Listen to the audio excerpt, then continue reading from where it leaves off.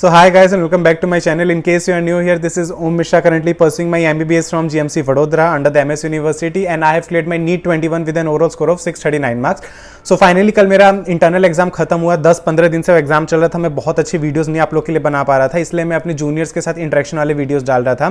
And finally कल मैं जब एक प्लान बना रहा था, एक 7 मंथ टाइम टेबल वाला प्लान, और कल ही एनएमसी ने एक बहुत बड़ा ऐसा धमाका फोड़ दिया एनटीए वालों ने कि उन्होंने रिड्यूस सिलेबस वाला पीडीएफ अपलोड कर दिया। पहले मुझे लगा कि शायद फेक है, ये है वो है, but then I actually went to the NMC site और मैंने देखा कि जो पीडीएफ सर्कुलेट हो रहा है that is actually true. Reduce syllabus जो अभी तक एक डिलेमा था लोगों के लिए कि न्यू एनसीईआरटी में, मतलब सीबीएसई वालों के लिए तो एनसीईआरटी का सिर्फ ये पोर्शन, तो क्या नीट में आएगा कि नहीं आएगा, वो फाइनली कंफर्म हो गया। उन्होंने एक्चुअल सिलेबस क्या है वो इस पीडीएफ में लिख के भेज दिया। अब आपको एनसीईआरटी खोल के एक एक टॉपिक मार्क करना है कि क्या आ रहा है, और जो यहाँ पे नहीं लिखा हुआ जो टॉपिक्स का नाम, वो टॉपिक नहीं आ रहे, वो क्लियरली स्टेट कर दिया गया है।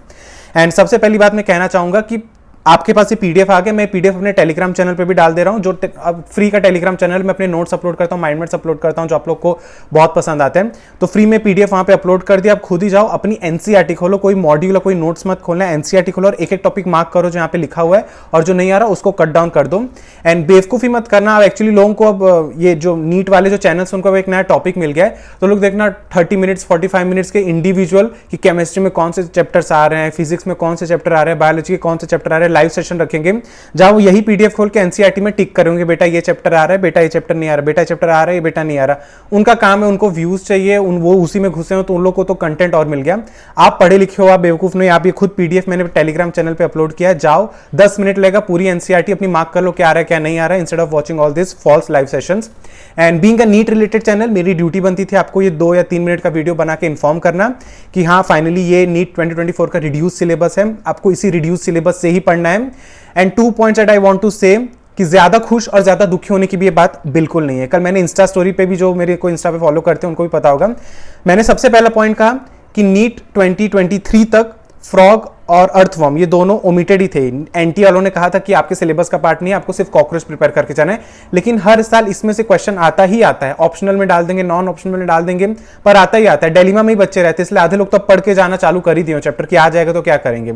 तो सोचो जो एक 2 टॉपिक में एनटीए वाले हर साल एक नए क्वेश्चन डाल ही देते हैं, वो इतना ज्यादा रिड्यूसिबल अचानक से इसी साल एक भी क्वेश्चन ना आए, मुझे थोड़ा नहीं लग रहा।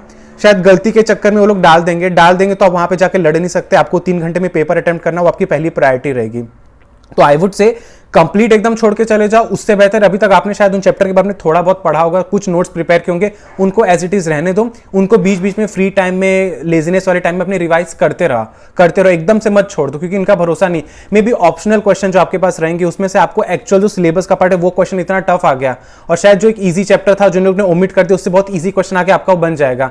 मेन आपका है क्वेश्चन बनना, जितने मैक्सिमम क्वेश्चन आप ग्रैब कर सकते हो वो आपका इंपॉर्टेंट है। तो आई वुड नॉट से कंप्लीट छोड़ देना, क्योंकि इट्स अ डम आइडिया। मुझे नहीं लगता कि इतनी ज्यादा एक्यूरेसी में है कि ये लोग एक भी क्वेश्चन नहीं डालेंगे, देखना आएगा ही आएगा। And secondly I would say अगर 100% ये लोग इस चीज को फॉलो कर रहे हैं और जो चैप्टर्स और टॉपिक्स इन्होंने निकाल दिए उनसे एक्चुअली में क्वेश्चन नहीं आएगा, तो भी ये टेंशन वाली बात है, क्योंकि सबके लिए सिलेबस कम हुआ है। जितने टॉपर्स है जो अभी भी 700 मार्क्स ला रहे थे पूरे कंप्लीट सिलेबस के साथ, अब वो रिड्यूस सिलेबस का तो और ज्यादा मार्क्स लेके आएंगे। अब वो रिड्यूस सिलेबस को और डिटेल में पढ़ेंगे, आउट ऑफ एनसीईआरटी में जाके पढ़ेंगे, और टफ जेईई के क्वेश्चंस लगा के प्रैक्टिस करेंगे। क्यों? क्योंकि अब सिलेबस रिड्यूस हो गया है। सोचो जो एस्पिरेंट शायद सरफेस केमिस्ट्री और सॉलिड स्टेट में अभी तक मेहनत करना चालू नहीं किया था, वो बहुत ज्यादा मेहनत करने वाला था, शायद अपने हफ्तों बर्बाद करता, अब उसको हफ्तों बर्बाद करने की जरूरत ही नहीं। शायद उसके जो स्ट्रॉन्ग चैप्टर्स उनका वो और स्ट्रॉन्ग करने में लगा रहेगा। तो मैं overall motive is to say कि रिड्यूस सिलेबस हुआ है, आप अकेले मत खुश हो। दुनिया 2 मिनट सुनिए न्यूज, सबने अपनी एनसीईआरटी में मार्क वर्क करके रख दिया, अपनी बाकी की पढ़ाई लोगों ने चालू भी कर दी है। सो अभी अपना टाइम वेस्ट मत करो, पढ़ाई करना चालू कर दो। एंड थैंक गॉड मैं अपना वो न्यू नीट 2024 का जो टाइम टेबल वाला सिलेबस था वो अभी मैंने पॉज कर दिया, कल ये पीडीएफ आ गया। कुछ दिन मुझे और लगेंगे, I am working on that particular video. Best time table सारे सिनेरियोज को जोड़ के मैं बना रहा हूँ, जो बोर्ड्स देने वाले हैं, जो ड्रॉपर हैं उनके लिए।